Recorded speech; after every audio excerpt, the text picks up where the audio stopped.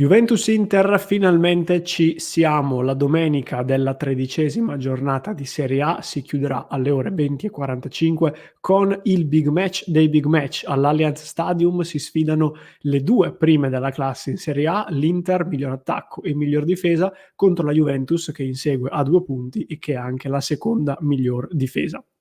Una sfida che chiaramente sa molto anche di scudetto, viste le latitudini appunto di classifica delle due squadre, e una sfida che però, avendo ancora davanti 6 mesi di stagione, non può essere considerata decisiva per il titolo. Ne abbiamo parlato e l'abbiamo commentata a lungo nel corso di tutta questa settimana. Oggi è giornata ufficialmente di vigilia. In questi minuti hanno parlato i due allenatori, Simone Inzaghi e Massimiliano Allegri. Ci sono delle importanti novità di formazione sia lato Inter che lato Juventus, e allora le vediamo in quest'ultimo maxi punto della situazione in vista di Juventus-Inter. Ben ritrovate e ben ritrovati amiche e amici passioni interisti. Come sempre vi chiedo un click sul tasto mi piace e sul tasto iscriviti, mi raccomando. Siamo molto molto vicini ai 60.000 iscritti e se non siete ancora iscritti domani rischiate di perdervi la nostra diretta a partire dalle ore 19:30 per la partita, quindi mi raccomando iscrivetevi.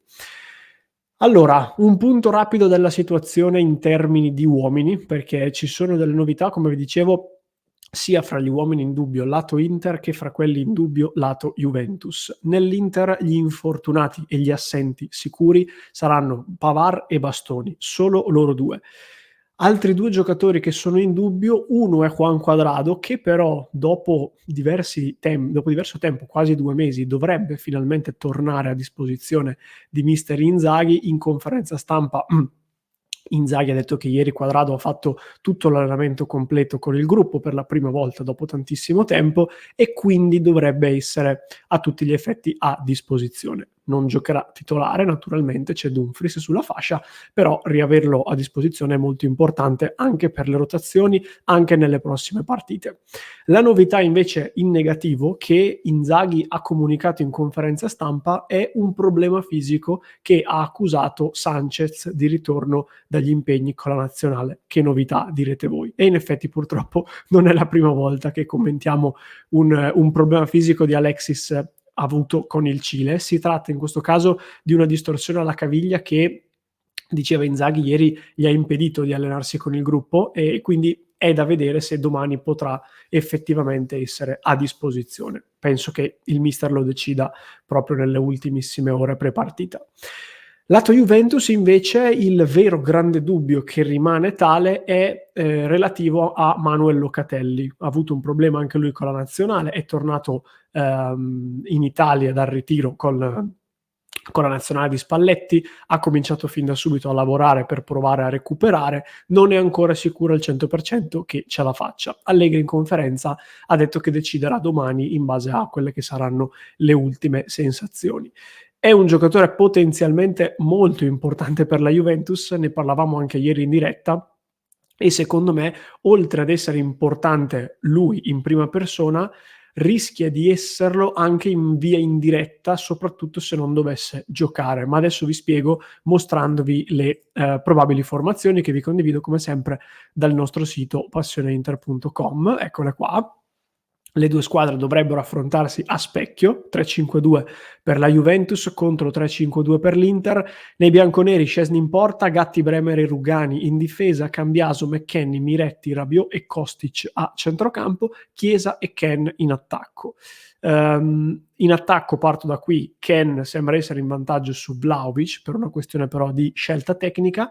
In mezzo al campo la Juventus ha diversi problemi, perché intanto McKennie e Miretti sono recuperati anche loro da poco, anche loro in questi giorni hanno avuto problemi fisici.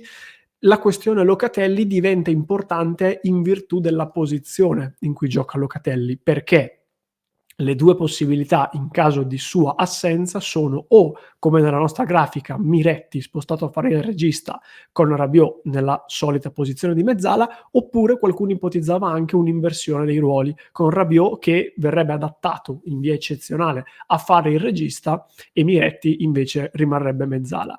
l'ipotesi di Rabiot regista è un'ipotesi che potrebbe essere indirettamente importante, perché vi ricorderete che in tanti degli ultimissimi scontri fra Inter e Juve Rabiot è stato un giocatore importante e in alcuni degli ultimi incroci è stato anche decisivo nel contenere Barella, che contro di lui ha fatto molta fatica, soprattutto dal punto di vista fisico. Quindi è chiaro che non averlo contro da mezzala, ma averlo da regista, con quindi compiti e ruoli diversi, potrebbe fare la differenza. Quindi dipenderà anche da questo.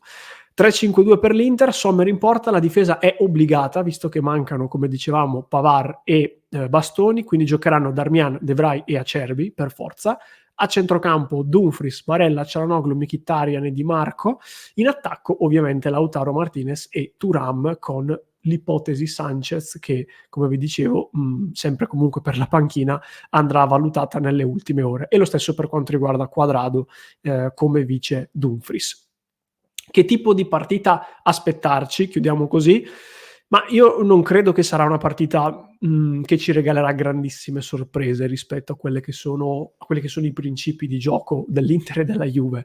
Mi aspetto una Juve che cercherà, come suo solito, di compattarsi molto, di coprire bene gli spazi, un Inter che al contrario si troverà ad avere il pallino del gioco in mano per buona parte dei 90 minuti, dovrà essere molto brava a far girare il pallone e a non rischiare troppo in alcune giocate per evitare di scatenare le ripartenze di Chiesa, di Ken, dello stesso Rabiot, che potrebbero effettivamente fare male in campo aperto.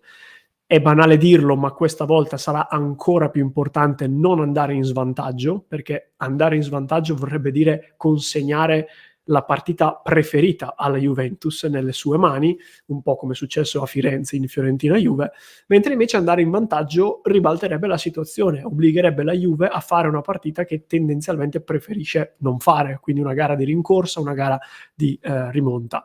Preferisce non farla quantomeno nei big match contro squadre di pari livello.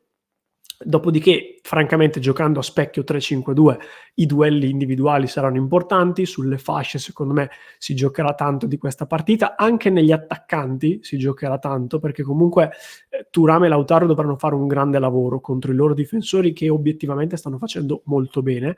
Anche lo stesso Rugani, per esempio, che spesso viene un po' preso di mira. In realtà, se andate a vedere i numeri, quando gioca Rugani la Juve vince spesso e non prende quasi mai gol.